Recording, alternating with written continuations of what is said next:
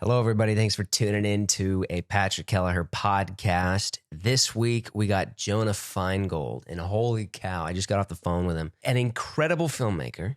Watched his movie last night, 31 Candles. It's coming out in New York on November 7th in theaters. You got to go check it out.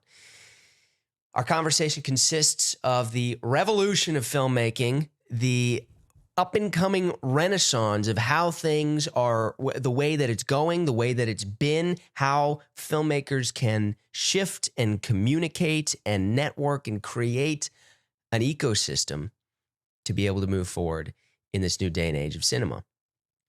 Stay tuned. Check out the podcast. I got this little blurb that Jonah's team sent me that I want to read out loud to you because they said it best themselves. I also wanted to make sure you had info about his media company, Romantical.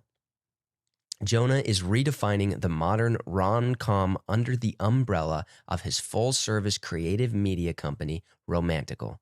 Jonah is a one-stop shop director, writer, producer, actor, and has been the mastermind behind some of the majorly viral videos. Most recently, he captured widespread attention with his original filmette, Good to See You, which has reached more than 1.3 million views on YouTube and 9.6 million views across Instagram Reels, sparking a stream of dialogue around independent and creator-led content. I watched that. F***ing brilliant. Pardon my French. Maybe I'll cut that out. But brilliant. Really, it's just, he told me he made that thing with $40, and it's amazing. To date, Feingold's online directorial work has accumulated over 100 million views and can be seen on Facebook Watch, BuzzFeed, Funny or Die, CNN, Huffington Post, otherwise known as HuffPost, and more. His viral Kickstarter-backed short film, BANGARANG, a prequel to Rufio from Hook, broke the internet, trending #1 on Reddit and #4 on Twitter Global. I'm dyslexic, so I got a tough time reading.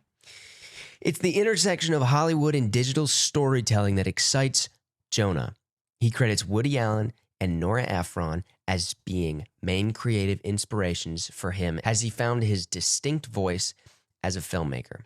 Romantical blurs the lines between old-school Hollywood cinema and digital-first storytelling, offering audiences modernized romantic comedies and genre-blending tales that celebrate connection, community, and the art of cinema itself.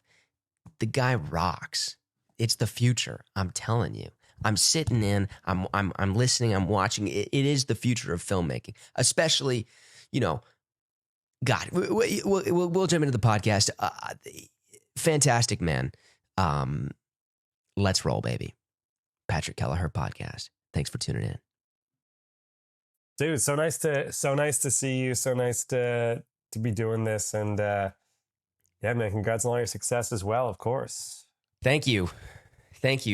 John, I'm stoked. I'm stoked to be on a call with you. You are doing it. You really are doing it. And it's cool. I didn't know until I did more research on you that the Star Wars Wes Anderson was you. Had you seen that before? I saw that when I was a kid, and I was all geeky, and I went, "Wow, man, that's so cool!" And then I putting 2 and 2 together, 1 and 1. It's that thing. By the way, what an interesting lesson in, like, you make all these short films and you do all these different things that you think are going to help your career and such. And then one night you just come home and you're like, that looks like a Wes Anderson movie. And then you make a parody trailer and it goes viral and it kind of changes your life. It kind of becomes a thing that taught me the power of the internet and the power of virality and got me some interesting Hollywood conversations. Obviously nothing game changing, but definitely enough where I was like never existing in the system. And then it felt as if there was a level of recognizing like, oh, okay, this is someone who's making interesting things on the web. Yes. Which was cool. Yeah. Wait, so also are you from LA? Before, are you from? No, I'm from a little town called Carbondale in Colorado, just outside of Aspen. I saw you made a post about Aspen, Yeah, or yeah, yeah. you said something about that. My friend got married there. Yeah. Yeah, Okay, wow, it's a small town. super small town. You have Wow. to get to Aspen, you have to pass my town if you come in through Denver. Okay, copy. Interesting. Yeah, so I'm not from LA. Okay, I was just curious. Yeah, yeah. That's awesome. Well, I'm so glad you saw that when you were a kid, and that's it's wild. Yeah, that got me a job at BuzzFeed Video, which ultimately was a very cool time. It was when BuzzFeed was cool. Yeah. And it was like Quinta Brunson was like my boss, and obviously she has Abbott Elementary now, but at the time she was green team leader, and we Hmm. would like film her videos with Justin Tan and the Try Guys. One of them was the guy that hired me. It was just a really interesting time and a really wonderful place to be making material for the web, because they taught you all this stuff. And forgive me if this is ranting, but like they taught you all this stuff about like how to make thumbnails and YouTube SEO and what goes viral and relatability and kind of all this stuff that's been crystallized and now sort of remarketed as things that perhaps Mr. Beast came up with, but by no means is that the case. Like Right. Mr. Beast didn't invent the thumbnail. BuzzFeed might have, honestly. BuzzFeed was the first ones to. We had proprietary software that would test thumbnails out. On Oh, no way. yeah. So, and this is 2015, before YouTube even gave us that option, and it was a really amazing time. That's really cool. So tell me, a lot of the a lot. Well, first of all, your new film's coming out, Yeah. 31 Candles. Watched that last night with my girlfriend, and it's just I it made me just love New York, Wow. and it's so much more. So we're gonna jump back in. So obviously, Yeah. we're here because you're an up and coming. You're pretty.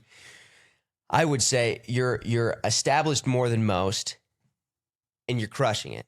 But one of the things that inspires me and really stands out to me is your internet creation and how you've taken the online world and you've moved into this industry that is very glamorous and exciting that we all want to jump into. So what have you done, or how have you that transition? What is it that you've been thinking about?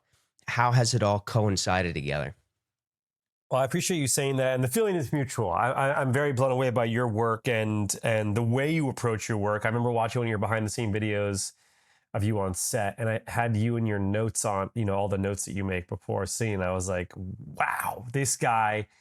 I see in the performance, because I think you're like, I already thought you were an incredibly gifted actor who just has it, and I was just like, oh, like you're gonna be as big as you want to be. It's just like, what roles do you want to play, right? It's like, what kind of projects do you want to do? And there's such a naturalness, and like, when you see an actor who's immediately acting and like doing their job like at a professional level.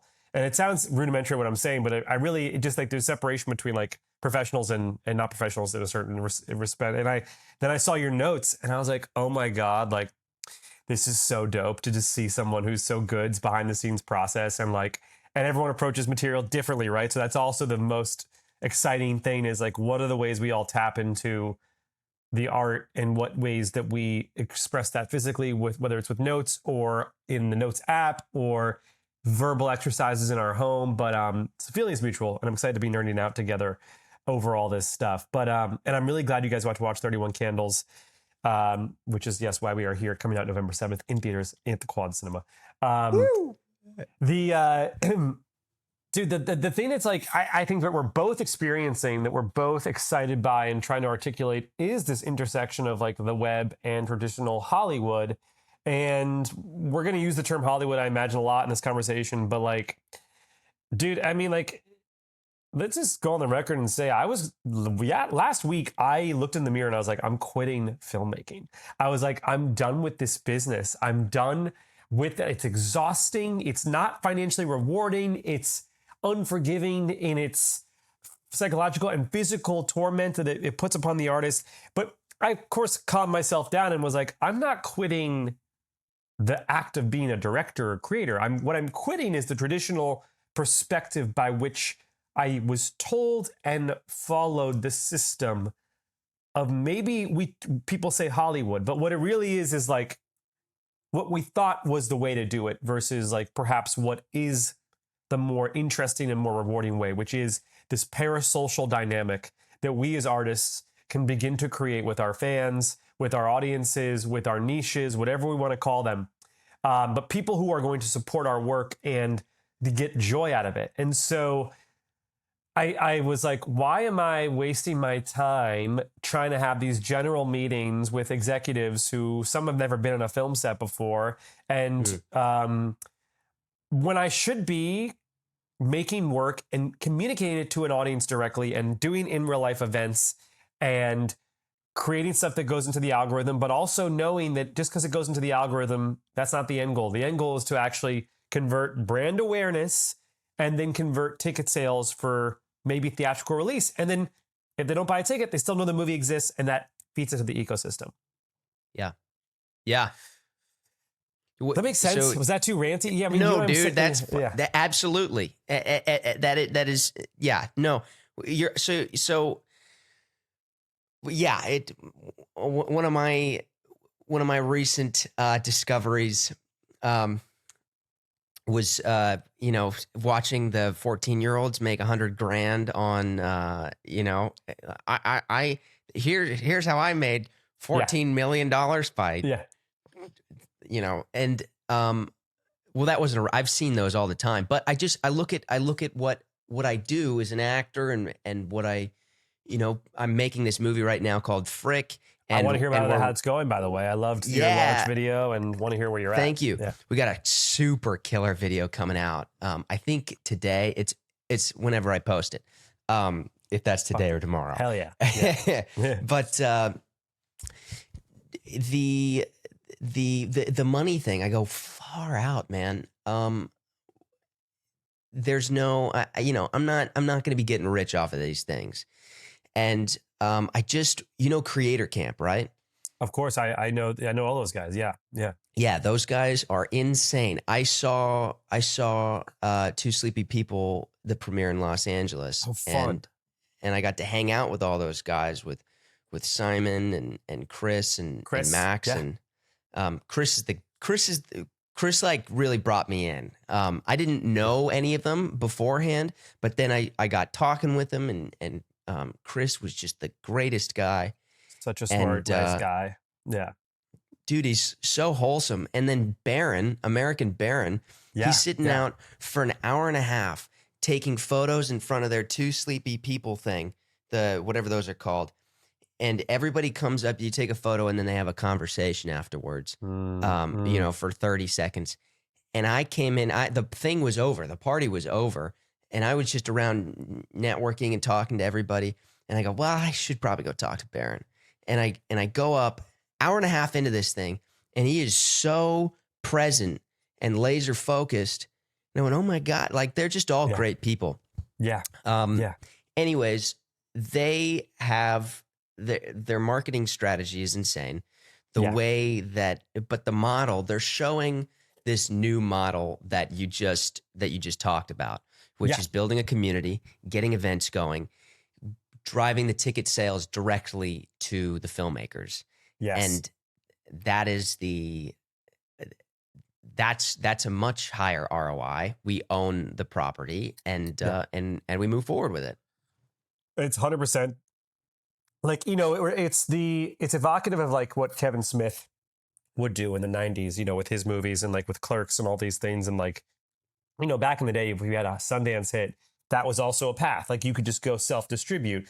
The exciting opportunity for anyone who listens to this or sees a clip, it's like, if you're an entrepreneur, dodge the whole micro drama thing and become the person that creates the website that allows filmmakers to upload their movie to proprietary software, and then through that have theaters pull down the DCP where it makes sense, and then have a meaningful profit split. So like what Creator Camp and what we're doing with 31 Candles, actually pretty much the identical same thing. I don't know if they're doing theatrical splits with theaters or if they're four-walling theaters, meaning are they renting the theaters and then selling tickets at their own price? Both have their advantages.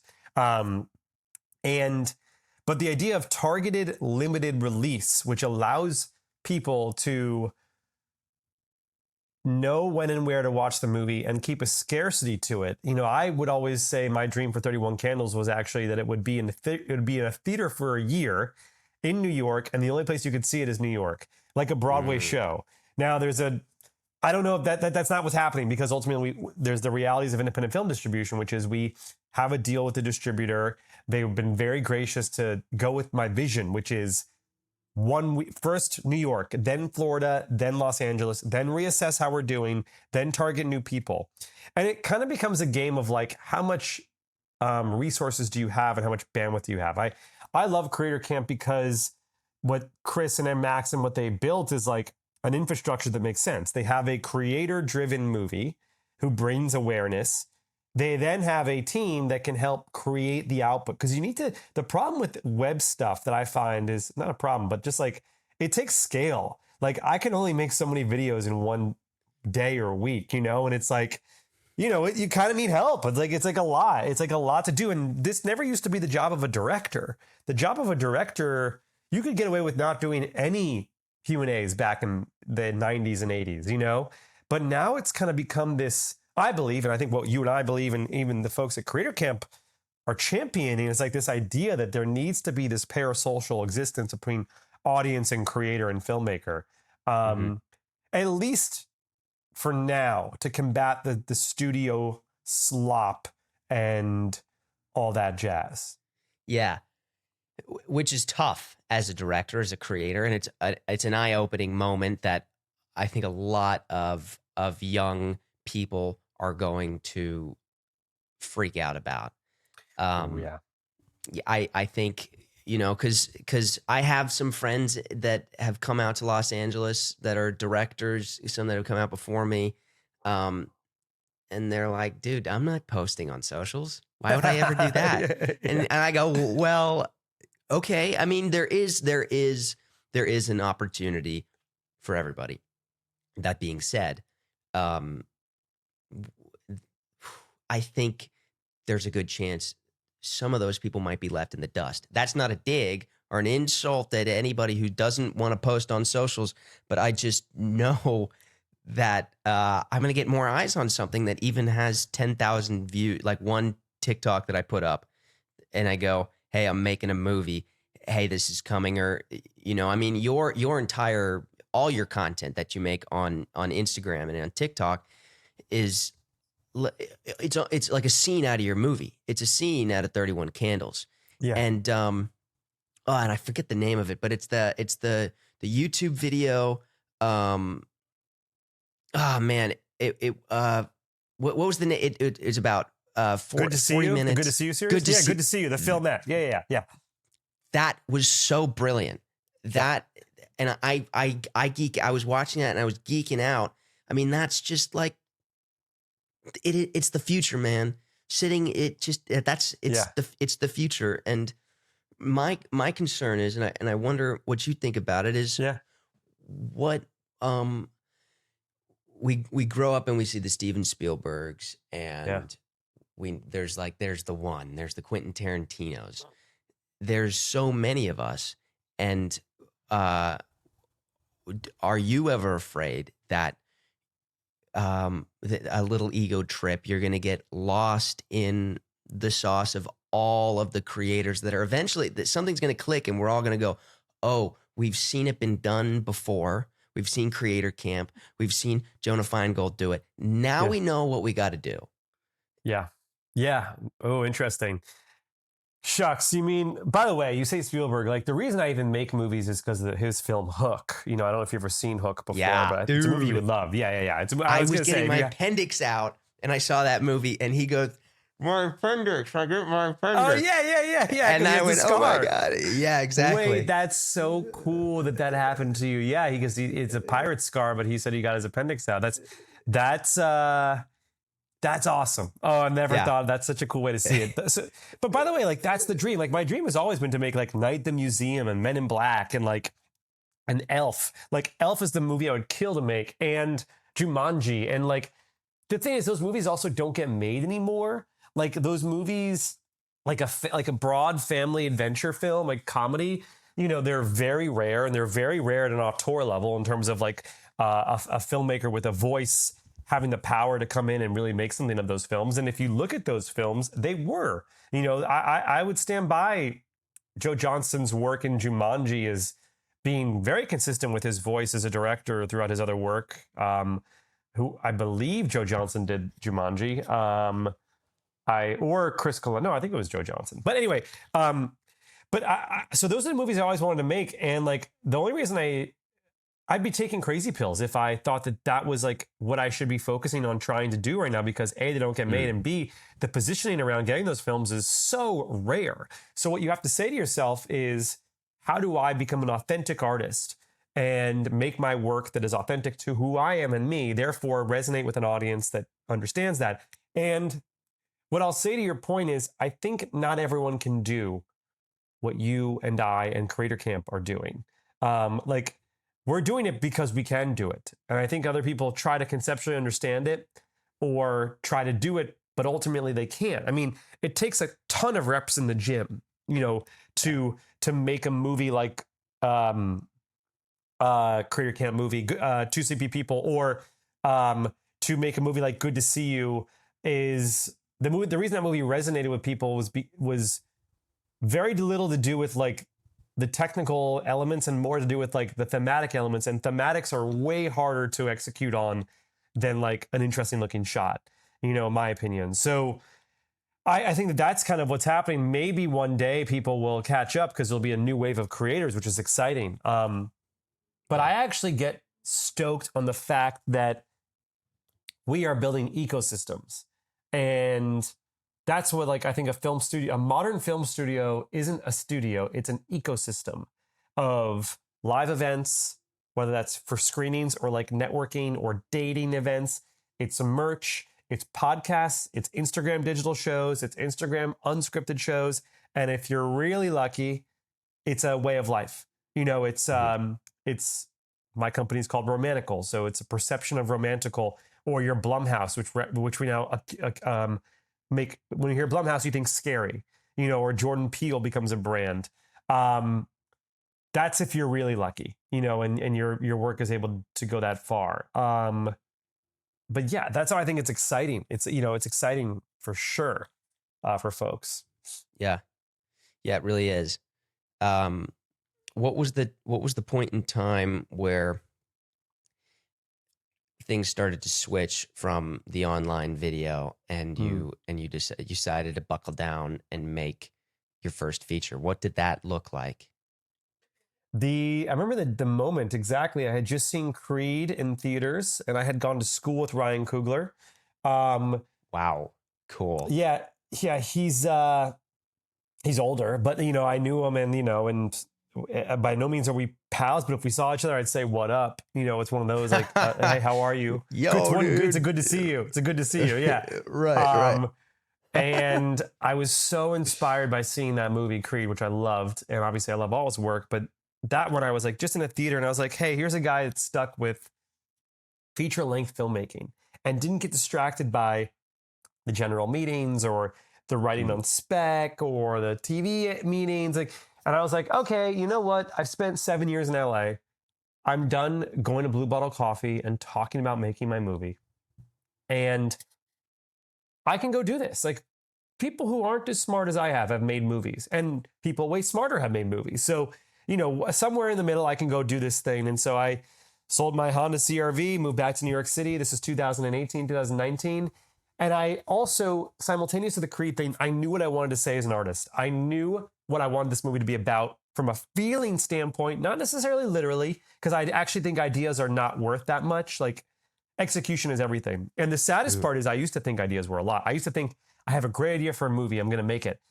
Maybe in the 90s and the 80s when you could walk into Disney and pitch a high concept idea and they'd pay you $1 million for it. But Yeah. long gone are the days of ideas, in my opinion, which always sucks because I get DMs from people being like, I have a great idea for a movie. And I'm like, cool, go make it. Like, that's awesome. Like, I can't do anything for you, but like, I would love to see you go make your film if you care. So what I had known was that I wanted to make a romantic comedy that tackled the minutia of modern dating romance, set to the tone of nostalgic Howard Hawks, Ernst Lubitsch, Billy Wilder, classical Hollywood execution. And that I knew 10 years ago. And so then I went to go do Dating in New York, which was a step in that direction.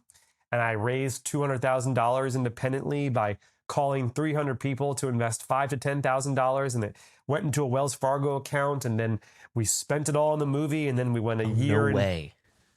Yeah, we went a year into post. Pandemic hits. We get into Tribeca. We sell the movie for double what we made it for. Goes to IFC. Goes out to 33 theaters. I get to call the investors. They all make their money back. By the way, Jonah makes no money during this, but Jonah has a movie, and that got me my Paramount Plus job. Got me my Amazon job. Got me to make 31 Candles again. So it's all like,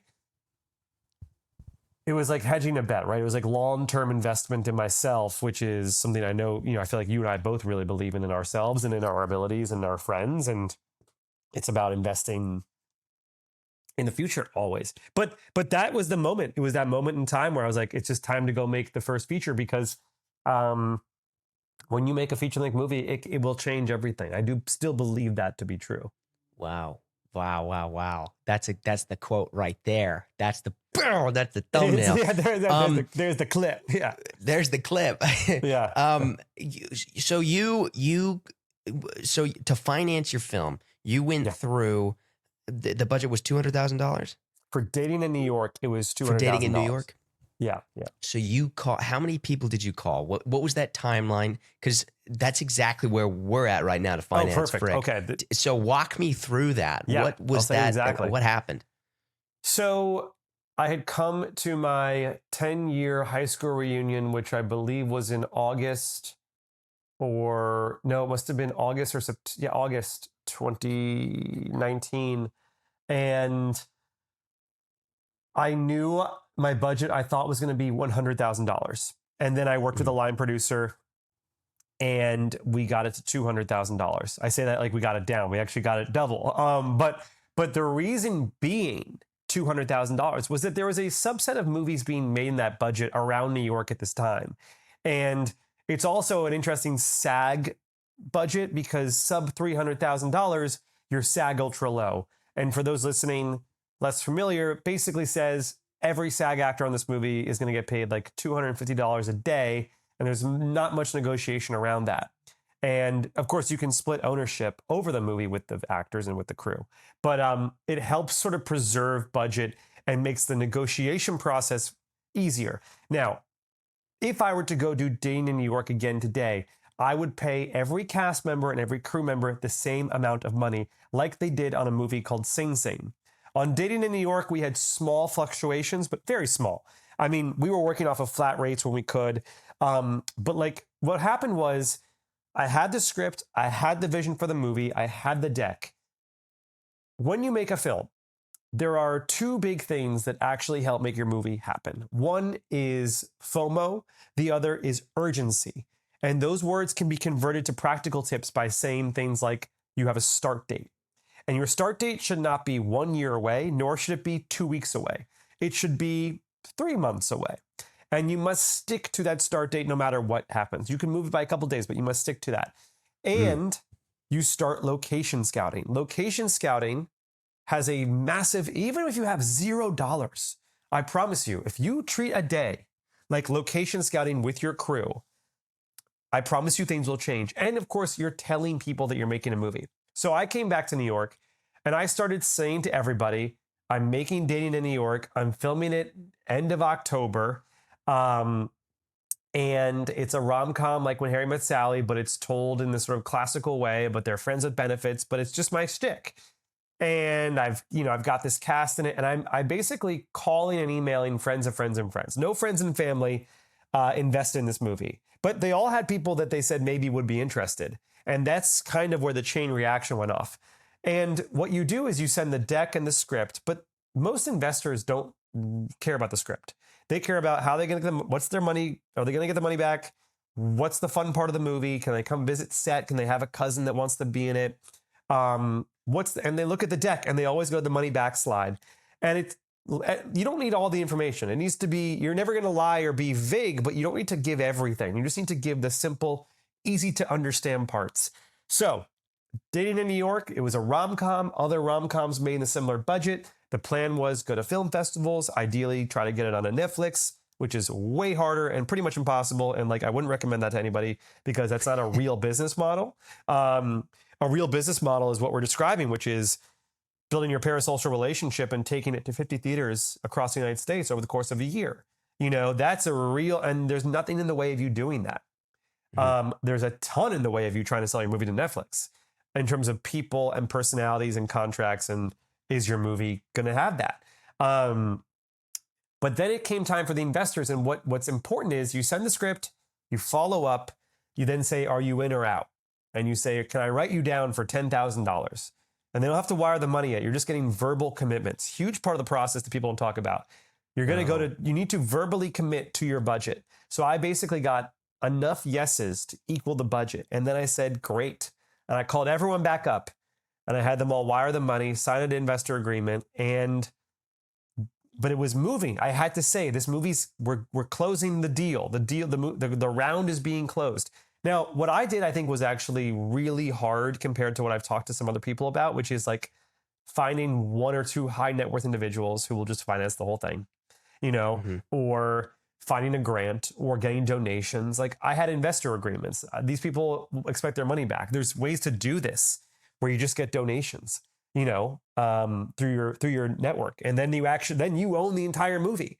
The cool things I did is that Dating in New York and 31 Candles are owned by the cast and crew. I mean, people talk about this with Ben Affleck's company all the time, but like we've been doing this for 10 years. It's like the DP owns a part of the movie. The PAs own a part of the movie. I own a part of the movie.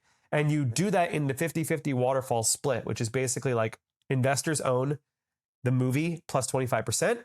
After that's recouped, it goes into the waterfall where the crew and the cast can participate.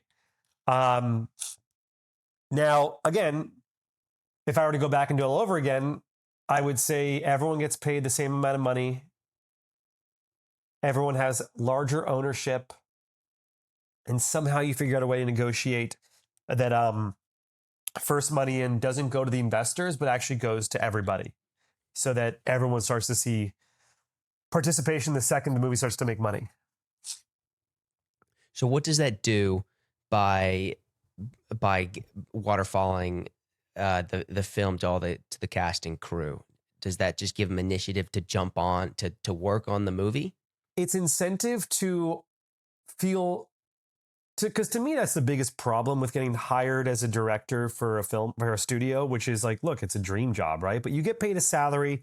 That salary maybe lasts you a year, and then it's like, okay, it took me 5 years to get that job.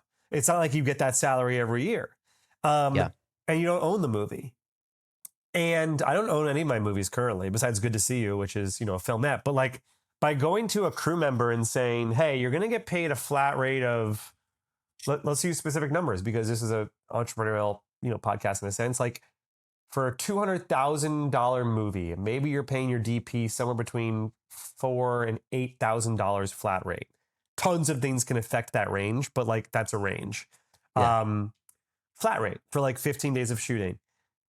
Or they do an hourly, like whatever it's going to be. But by then saying, hey, you know what? I also love to give you 5 points on the back end. So that if we were making a horror movie that could go make $100 million at the box office, they would actually make a ton of money. And it's also it's a psychological thing. They have a part of the ownership of this film. So that's what that does. Explain that to me. I don't understand that. Explain that to me again. If you go make a horror movie, yeah. Well, because horror movies make money, so like, yeah. So like, if I was like, here's the thing: if I was truly in the independent film game to like be entrepreneurial, and I wasn't doing it because I was like a artist, right. like I would and I have like my own things I want to make. the biggest hack to not hack in a good way, the biggest like cheat code to like get yourself out there is go make a great horror movie. Now, the making a great horror movie part is hard because you have to be a talented filmmaker and have a great story. But like the reason I say horror as a subgenre is because horror is a visceral emotional experience that doesn't require a movie star or special effects for an audience member to feel. Therefore, people will go to a theater to experience that sensation. They can also be made because you don't need a star or visual effects. They can be made for not a lot of money. Blair Witch Project, the classic example. That movie has also made hundreds of millions of dollars, if not a billion. I forget what it is. I think it's hundreds of millions. And so every film festival also has their midnight section and they have their main lineup section. So you could have a horror movie that's so good it's main lineup, but you can also be in the midnight. So it actually doubles your percent chance of getting into a lineup of a film festival. So horror movies have like a ton of benefits. Like in terms of like picking the character you want to play in Mario Kart, horror movie as a character in independent filmmaking is like the Mario. You know, it's like got great ratings across the board. I'm like a Yoshi. Like I love to make rom-coms. Yoshi's cute, but like I don't know if he has the best turning or if he's like that fast, but he's fun. And you know, he's kind of niche. But like, so that's what I mean by horror is just like there's a massive potential upside. And from a business standpoint, there are many, many markets and horror fans are they love their stuff. So you make a good horror movie. I just think there's a more clear business path than making a romantic comedy, which isn't taken as seriously at the box office these days, if not ever, you know, in modern times. Yeah. By the way, I always chose Yoshi when I played Mario Kart. Yoshi Nation Rise, dude. I just always did. That's just the way it was. Because he's cute. Because we like cute Yoshi dinosaurs. Yeah, exactly. Love me some Yoshi. So that totally took me off my train of thought, dude. But, so yeah, I you know, hopefully that made sense. But like, you know, no, yeah, that makes sense. So just to run back through what you've said, I'm taking notes like for myself. This is great. This is Jonah, you're awesome. You set a start date. You start location scouting, and and that gets everybody stoked, and that makes them go, oh my God, we're actually doing this. I'm working with a really good group of guys. I got 4 guys. Wow. Writer director Mateo Bekic, who I went to film school with, and we made the original short film. And then I got a guy, Jared Jokovic, who's our line producer, and then Ezra Goldberg Johns, who is our other producer. So Ezra and I are basically running the funding, trying to get that going.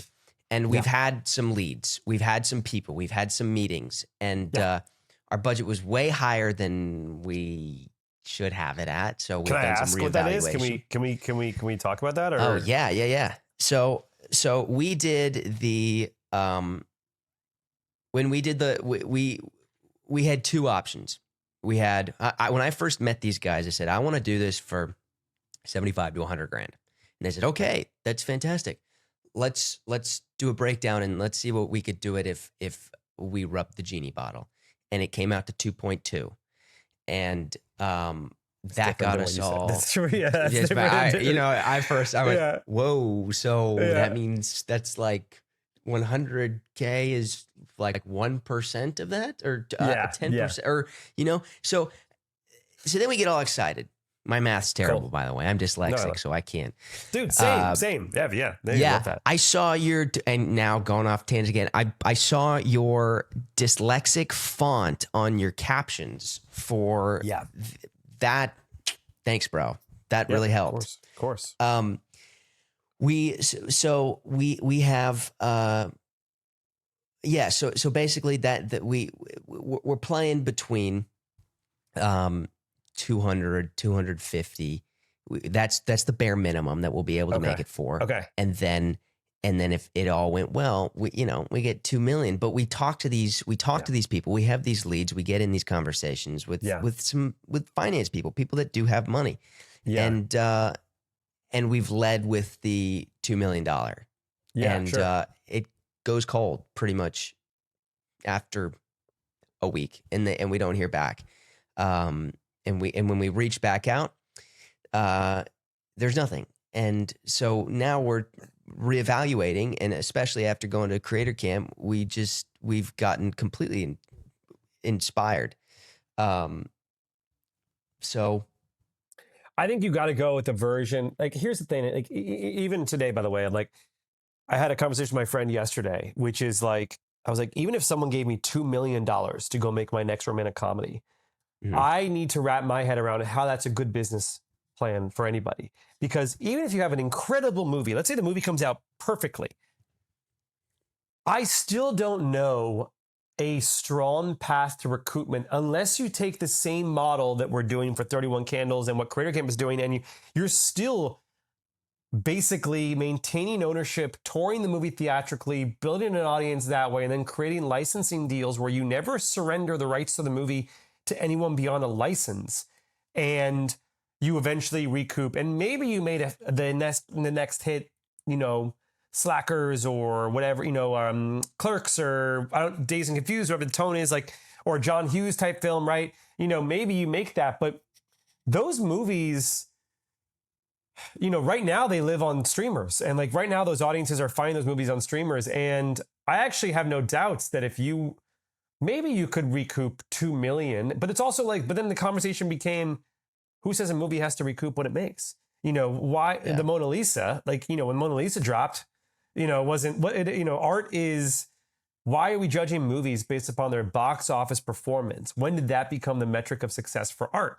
And it is called the film business, not the film. And this is not my quote, but like, it's just like so many different perspectives. And ultimately it's really hard to grapple because I don't know the right answer. And like, I like to usually know the right answer to things, like whether or not I believe the right answer, I like to know what it is. And in this case, I actually don't know the right answer, but I would say, my advice, given your audience and brilliance and, what you're doing, 100% go make the movie for 75 to 200. I haven't seen the script. I haven't looked at your budget. I get calls every day from people trying to go make their first movie, and they'll start at $5 million or they're trying to do it for like 300,000. And then I'll be like, look, there's the movie. We made Good to See You for $40. Like, I'm not saying the movie needs to be like that, but like, there's always a way to make your movie, no matter what the budget is. There just simply always is. And financial restrictions will always lead to more creative decision making. And you should be your auto green light, go make your movie, rely on, again, I haven't read the script. You're an incredibly gifted actor. You have this energy and you are the value, right? You're bringing something that not everyone has, and it doesn't cost you any money because you're the thing. And like, you with some great words and a great script and a great cinematographer and a completed film, I'm like, I totally see it. Then you build the marketing around that, and then you tour the movie, and then you have this indie success on your own dime and own accord, and you don't have to deal with the outdated nonsense of independent filmmaking that is what the generation a little bit before us is dealing with right now, which is bad theatrical splits, tons of costs for things that are never properly accounted for, and no direct to audience communication style. Mm-hmm. All I'm saying, like, the advice is like, go make the movie. I think unless you find one person, like, also, if I was an investor too, if someone asked me for 2 million, I'd be like, do you have like, I almost stopped myself. I was going to say, is like Jennifer Lawrence attached, but I'm not even sure that makes a difference these days. Right. Look at The Rock and the Smashing Machine. Look at the Bruce Springsteen movie. Look at, does it matter who's in your movie anymore these days? Like, I don't know. No. I was talking, I don't really, that was a big, that was crazy, especially Smashing Machine. I just saw Springsteen movie too. I mean, they're fine films. Yeah. They're good. I enjoyed them. But you go, oh, dude, we're cooked here. We're cooked. Not you us. got Jeremy Allen White. Yeah, we're not cooked, but like those guys. Yeah. Because and it's also interesting. I've gone into a couple different actors, not a couple. I've gone through a lot of actors' Instagrams and social medias, and they don't post anything. They don't like to. I think they got somebody posting for them, and it's their red carpet stuff. But what's her name? My prime example is the lead of Blink Twice. You know, I went in and I looked at her. You know, she's a big star. I can't remember her name right now, of course. That's Zoe Kravitz, who's in Blink Twice. Yeah. She got the gap in her teeth. You got her name? You pulling up her name? Oh, yeah, it is Zoe Kravitz. Oh, no, you're talking about Aaliyah Shawkat, who's in Arrested Development? Yeah. Yes. She had, I'm just ballparking a number here, but it was under 100,000 followers. And I went, holy cow. Yeah, well. You know, I think it was 41,000. That's the number that's popping into my head. But I went, what? What? You know, so what is that? You know, what is that saying about, are they too afraid to jump into this content world, kind of like the film guys who are going, no, I can't. My film school friends going, I'm not going to touch that because I associate with the elites. So I was sitting down the other night. I was having this conversation with a buddy who knows Casey Neistat, and he presented this idea to him. He said, "Hey, and he's an influencer. He's a content creator, and he says, I've got an idea. A studio has reached out to me, and they're coming at me with they want help with an idea. They think that I can touch the audiences better than they can, the younger audiences." And he presents this idea to Casey, and Casey was like, basically, dude, if you're going to do that, you better protect yourself, because you just put it, everything's changing. You can just go and put it on YouTube. Just take that idea and put it on YouTube. You don't need Paramount or Warner Brothers anymore. Yeah. It's kind of sad. So then the conversation transitioned into, it's tough for us because we were born before the phone came out, or not the phone, but before the social media, sitting there going boom, boom, boom. And my fondest memories are sitting down with my dad going, oh, dude, we're watching Pulp Fiction right now, and I'm 12 years old. This is so wrong. Oh my God, John Travolta. And having these Paul Newman, Robert Redford, like those guys on the screen, that's who I want to be. And then seeing Logan Paul pop up and Casey Neistat pop up, and I'm fun, and I can't mix the two. It's hard for me to mix the two. So I think that's kind of the problem with a lot of these young filmmakers. They go, I'm not going to put those together quite yet. And once they do, it's going to become dangerous. I think what you just said is so spot on and interesting, but I want to highlight something that you just said that I love, which actually proves both of our theses around how important movies and theatrical is.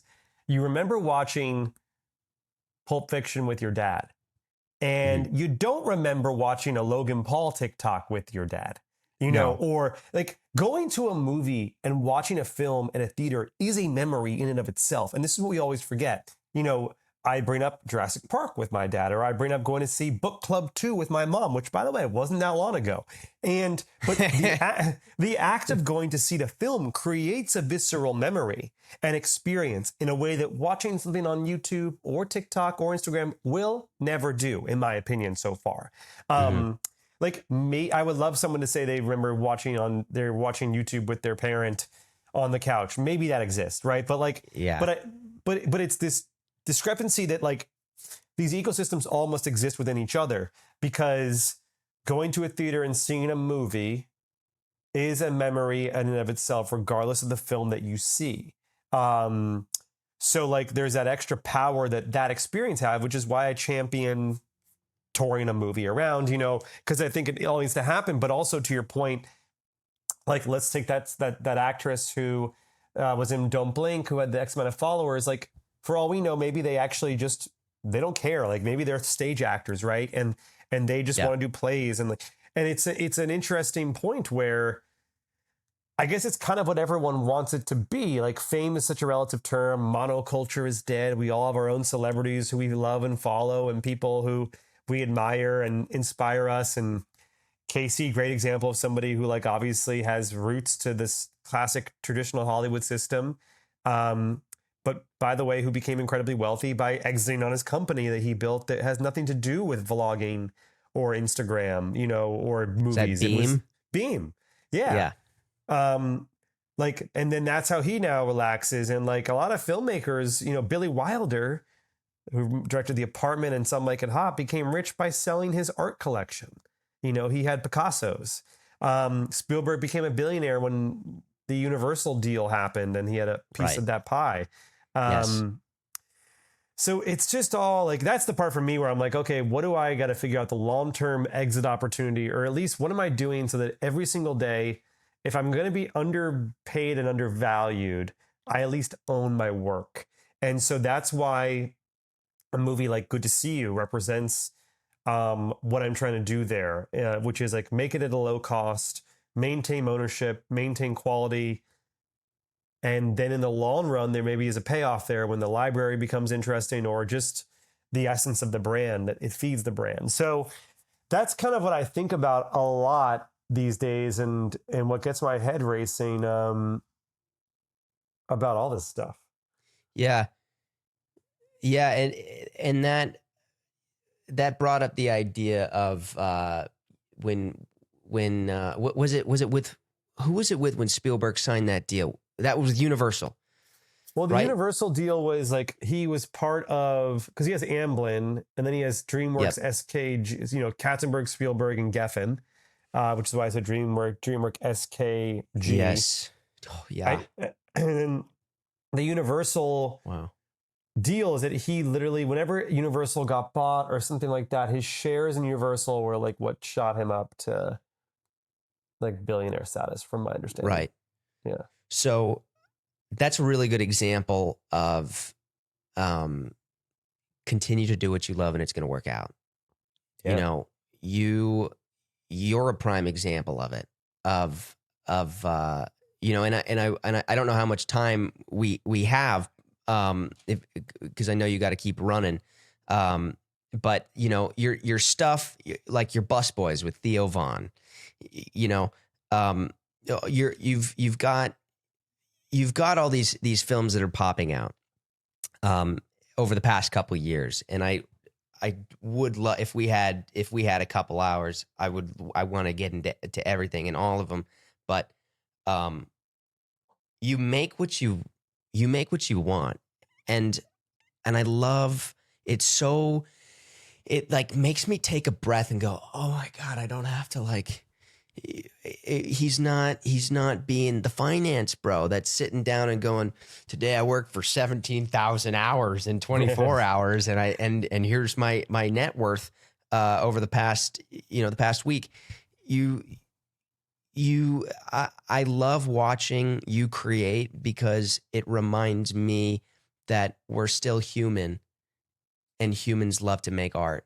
And from that, you are creating this renaissance, this empire, and it just, you still have so much time ahead of you. We all have time ahead of us.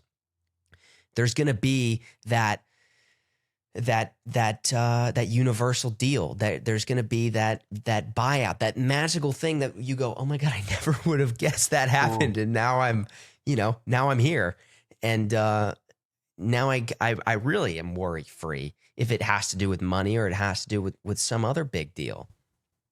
Well, I mean, I appreciate you saying that. And I do believe you're like, it is, trust me, not a day goes by where I'm not like, wow, I just get to, technically my job is to direct movies. Although I do feel as if directing movies is a part-time job.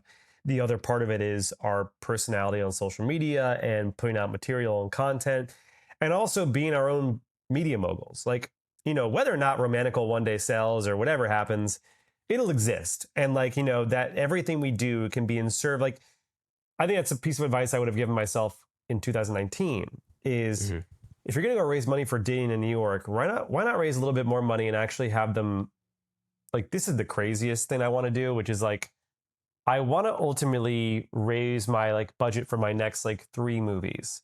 Mhm. And I want those movies to cost, somewhere they can cost between somewhere in $300 and $1 million. But I've raised X amount of money and I pay myself a salary and I pay my producer a salary. And I then, hear this part, potentially pay my actors a salary. And so it's no longer like, hey, you're going to get paid $1,000 a day for 5 days and then I'll talk to you in 3 years. It's you're getting paid X amount of salary, which kind of equates to what you would have gotten paid for the movie, but it also is consistent for the next 2 to 3 years, and you're going to be in each one of these movies. It's kind of like the old studio system in Hollywood where you'd be Yeah. on, the Warner Brothers lot, and Jack Warner was like paying you to be X amount of pictures, and so Yeah. Wow. yeah, Dude. just an idea because I want it's not just stability, it's more just like I like to know I never know what I'm doing next. And I think I'm at the point where I want to know what I'm truly doing next. Mhm. Beyond like what I want to do next versus, like every movie I've made came out of nowhere, and that's kind of, I don't think it needs to be like that. I think it could be, oh, I know that next year we're focusing on this thing. Yeah. That's brilliant. That's a really good idea. Dude, I wonder if in 100 years people are going to look back and go, holy cow, it's all changing now. The Feingold Film Company is plummeting now because everybody's taking over with the the next new thing. That'd be cool. But too, by the way, in your film, let me just play fun fellow creative. Like, what's your start date? Like, when are you guys filming? We are going to start in spring when the snow melts. I think it's like Perfect. I keep saying March 24th because 24 is my lucky number, Love but that. March, April, That's March. the perfect start date. That's like you have time to like raise the money, continue to work on your prep process, like script and like the whole thing. I love that date. That's a great date. Thanks. Thank you. Yeah. Really quick, let me Please. run over my notes so I make sure that I cover everything because I only got you for another 5 minutes. Yeah, if we need to go 5 or whatever, that's totally fine. I literally think I just have a phone call, but they're fine. You're a priority. Yeah. Cool. Thank you.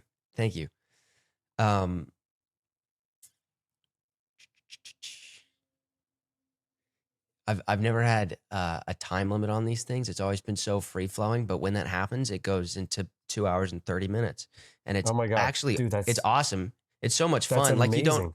you don't realize how quickly it flows. I'd love to come to New York and we do one in person. I was gonna say, well, all the good news is, I mean, I feel like you and I we should get dinner and hang or get lunch. Like we would just talk forever about this stuff, which I want to do.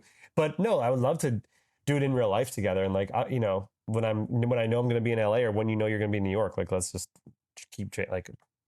I would love that, man. I would love that, dude. I would love that. Yeah, that would be awesome. It's really cool seeing all the new creators, just all the new filmmakers, and like kind of tapping into you watch them, you go, oh yeah, like I'd actually really be friends with them. I think that's the power of social media, especially with the creators. You go like you really resonate, their personality based off their content. And you go, yeah, I really would be friends with that person. Totally. And also like, and I'm curious, I'm sure you felt this too. Like I went to an event for, Colin and Samir. Are you friends with those guys? They're great. I'm not friends with them, but yeah, I know.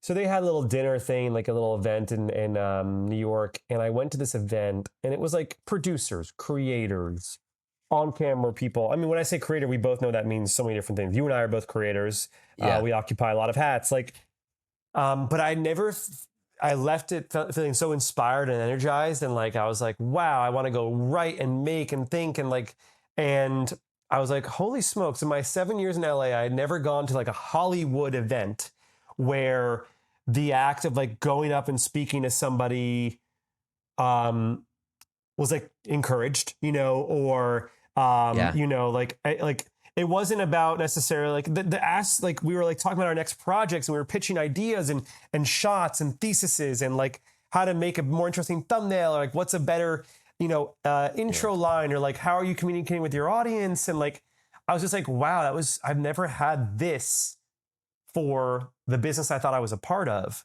which like, I also then thought to myself, I wonder if that even doesn't, like, I've never been to a dinner where I've had a agent to my right, a director to my left, an actor in front of me, and a producer over there. Like, rarely are those environments ever created, where there's like consistently working people who are encouraged to sort of networking would do disservice to what it was, because it was more just like a proper hang, like it was a proper dinner. So it was just awesome, and it just speaks to the kind of people we're talking about and love, being a part of that circle with. Yeah, you've seen Midnight in Paris, right? I have one of my all-time favorites. Yeah, have I seen Yeah. Midnight in Paris? Yeah, I Have am. you seen I Midnight am in Midnight in Paris. Yeah. What are you thinking of? Well, I just think I'm so glad I went to the creator camp thing the other night, because I wouldn't be able to understand what you're talking about. But I got to do that for I've been in this, especially being on a network TV show. Yeah, man. So cool. Talking to, so cool. And what a gift, such an amazing experience. And to see two sides of the picture.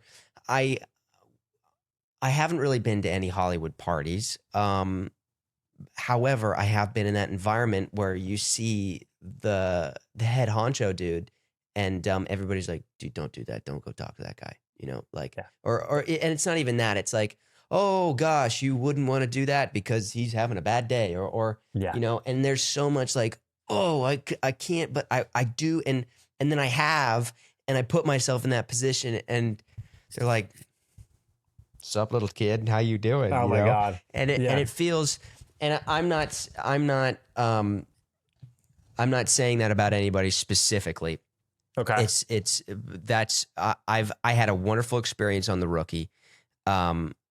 But there's that environment. That very scary, watch out, or you could be punished. You might not be on the show. And yeah. Well, I know it's just interesting. It's a shame because, yes, of course. And like, that's even in a studio, even as a director talking to studio executives, if at a party, I'm like, if I see an executive from a company who's like a big executive, and I'm like, want to go introduce myself and talk about a project, it's okay. Don't be crazy. What do you mean? Yeah. And I'm like, don't be crazy. What else are we here to just BS each other? Or what about this? Not crazy at all. We love the genre of rom-coms. We should talk about those, right? Right.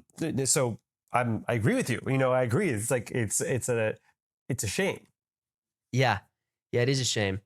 And the reason I say Midnight in Paris is because I felt, when I was sitting down and talking to all these creators, I felt like I was Ernest Hemingway in the cafe, where he's chatting with Picasso, and what are the other guys that he's with? The other art, Dali, Picasso, Hemingway, Fitzgerald, F. Scott. Yes, F. Scott. They were, and they're all different people. But I went, holy cow, those guys hung out together.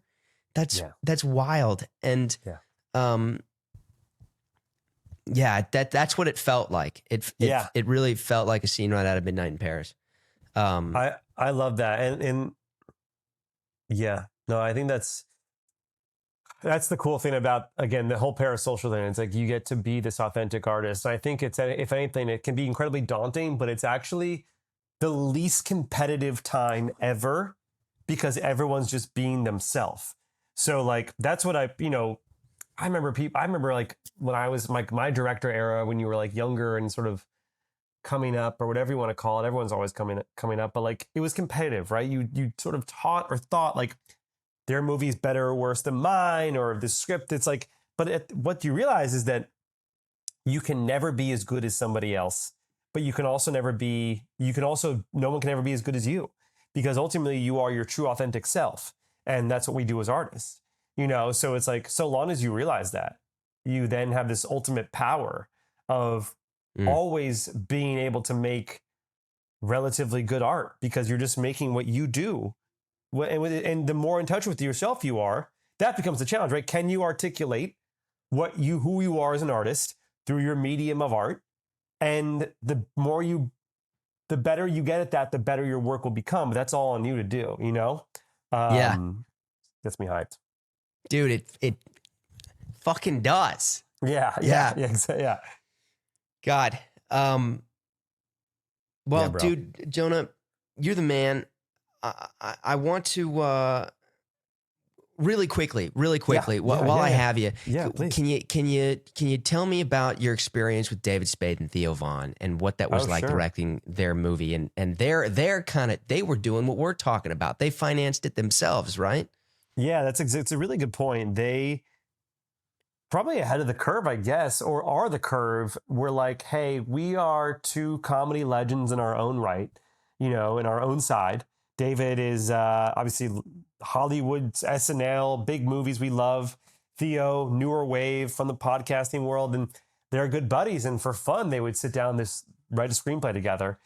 And then one day they were done with it, and they were trying to get that thing made. And you know, I think it's a very particular script. I think it's like very much their humor. More so, they just wanted to have fun and make something together. And I don't think they wanted their interference of the Hollywood system. So they said, what if we just finance the movies ourselves?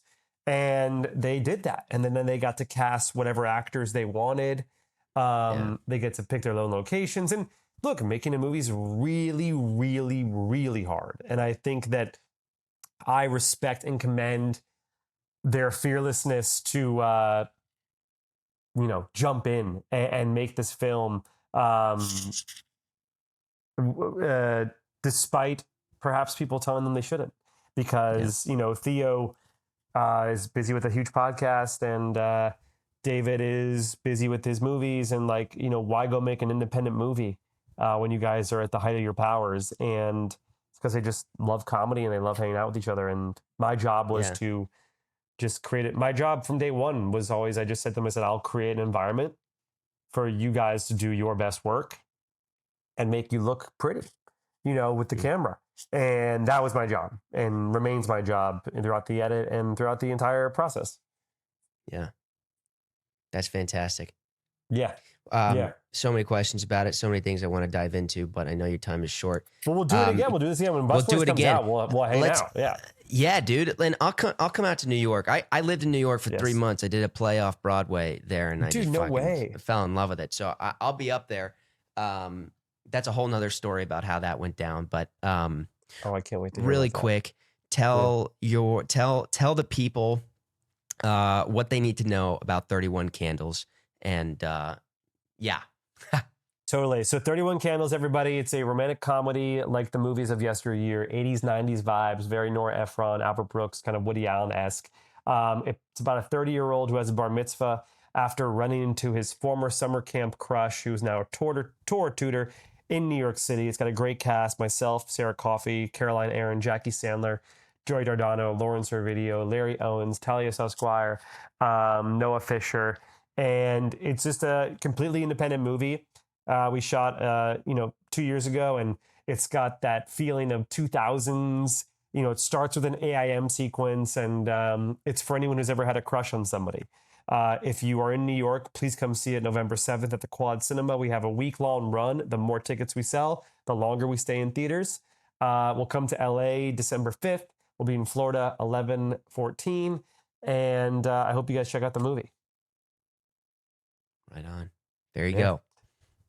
All right. Brother, thank you for making the time to have me on your show. I'm going to see you in New York soon. And we'll just text, and we're best friends now. So we'll just be talking more. We'll be in touch. I'm proud of you, and I can't wait to see Frick. And I'll be bugging you about your start date to make sure that you're there on the day. That you say we'll take you location scouting. Let's go, dude. I'm so down. I'm down. Yeah. I'll be there for location scouting. Right on. Jonah, you're the man. I appreciate you. Appreciate you.